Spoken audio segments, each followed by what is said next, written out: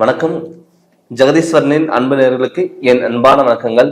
நம்ம இந்த வீடியோல என்ன பார்க்க போறோம்னு பாத்தீங்கன்னா, ஆகஸ்ட் மாதம் 5ஆம் தேதியில இருந்து கிட்டத்தட்ட 52 நாட்களுக்கு மீன ராசிக்கு எப்படிப்பட்ட பலன் கொடுக்க போகுது அப்படின்னு சொல்லி நம்ம பார்க்க போறோங்க.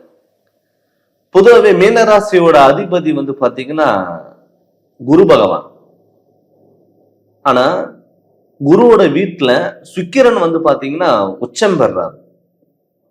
இப்ப மீனராசி பொறுத்தளவுல பேச்சு திறமைகள், எப்படிப்பட்ட பிரச்சனை வந்தாலும் பேஸ் பண்ணக்கூடிய ஒரு திறமைங்கிறது மீனராசிக்கு இருக்கும்.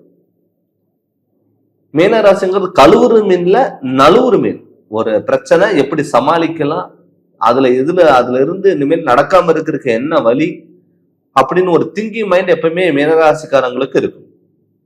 ஆனா இந்த ஆகஸ்ட் மாதம் 5ஆம் தேதியில இருந்து உங்களுக்கு நடக்கக்கூடிய மாற்றங்கள் என்ன அப்படின்னு பாத்தீங்கன்னா, கண்டிப்பா மீனராசிக்கு இப்ப ஜென்ம சனி நடந்துட்டு இருக்கு. சனி வக்கரம் அடைஞ்சாலுமே கூட உங்களுக்கு நிதானத்தோட செயல்பட்டீங்கன்னா எல்லாமே தொட்டது எல்லாமே பொன்னாக மாறக்கூடிய ஒரு காலகட்டத்துல கண்டிப்பா நீங்க இருக்க போறீங்க.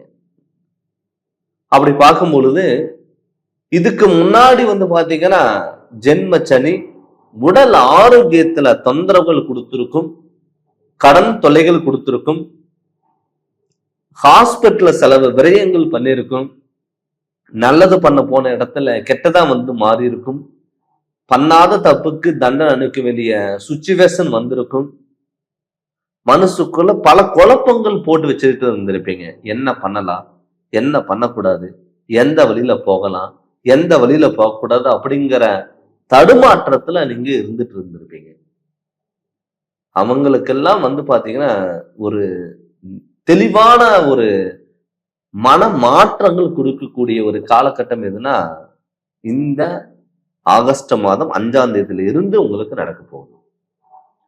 உங்க ராசியோட ராசிநாதனோட உங்க ராசியிலே உச்சம் பெற்ற கிரகத்தினுடைய சுக்கிர பகவானோட குரு சேர்க்க பெற போறாரு.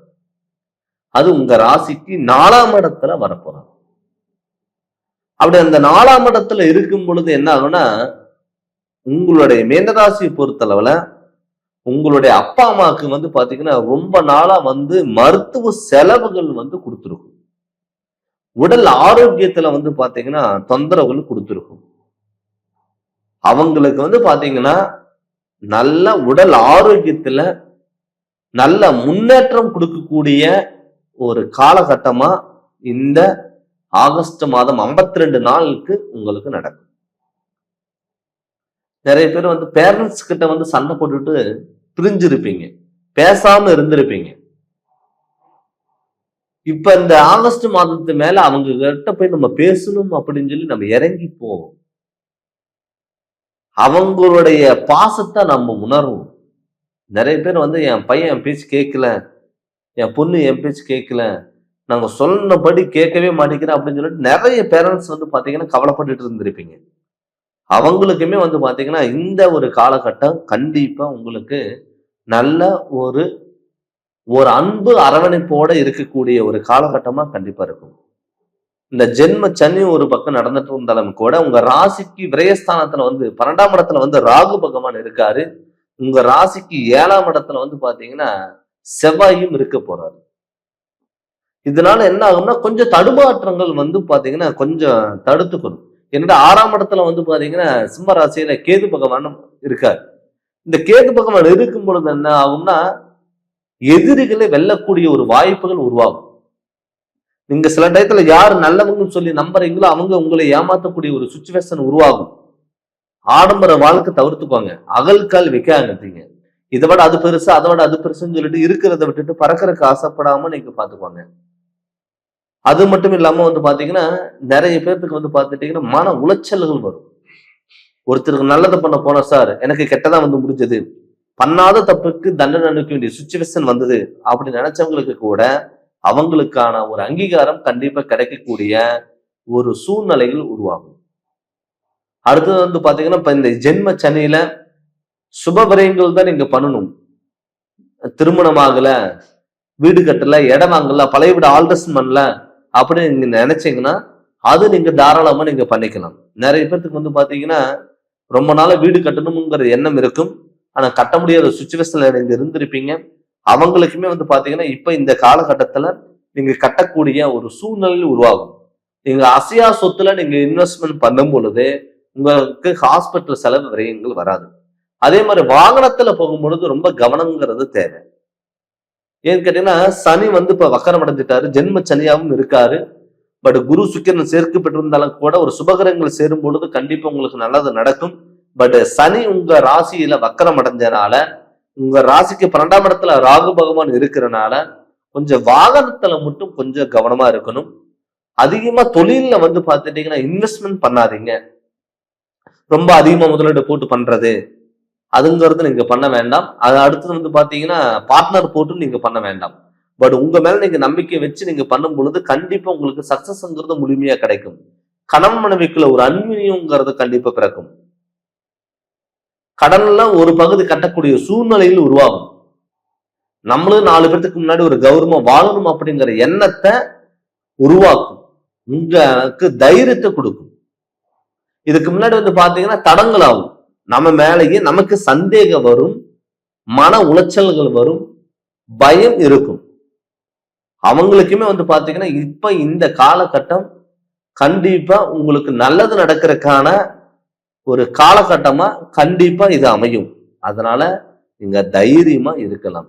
முடிஞ்ச அளவுக்கு இரவு நேர பயணங்கள், தூர தேசங்கள், தூர பயணங்கள் இதெல்லாம் முடிஞ்ச அளவுக்கு நீங்க தவிர்த்துக்கிறது ரொம்ப சிறப்பு. அதனால நீங்க பயப்பட வேண்டிய அவசியம்ங்கிறது கண்டிப்பா இல்லை.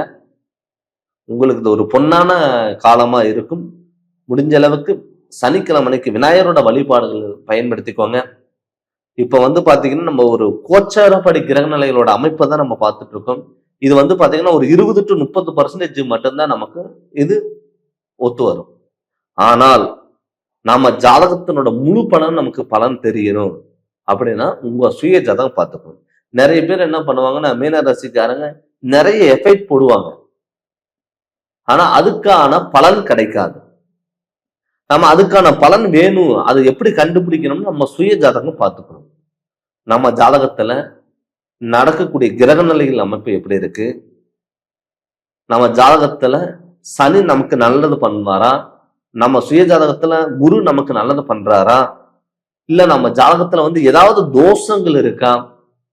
எப்பவுமே தோஷங்கள் இருந்தது நம்ம சுய ஜாதகத்துல அப்படின்னு ஒண்ணு இருந்ததுன்னா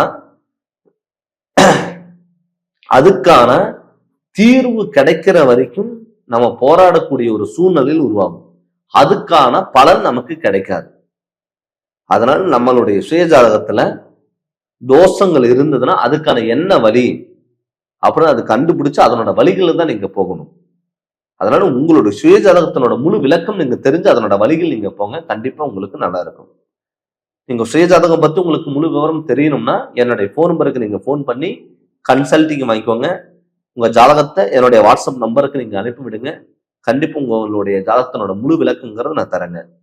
இந்த சேனல் நீங்க ஃபர்ஸ்ட் டைம் பாக்குற மாதிரி தான் சப்ஸ்கிரைப் பண்ணுங்க, பெல் பட்டனை டச் பண்ணுங்க, உங்க நண்பர்களுக்கும் ஷேர் பண்ணுங்க. நன்றி, வணக்கம்.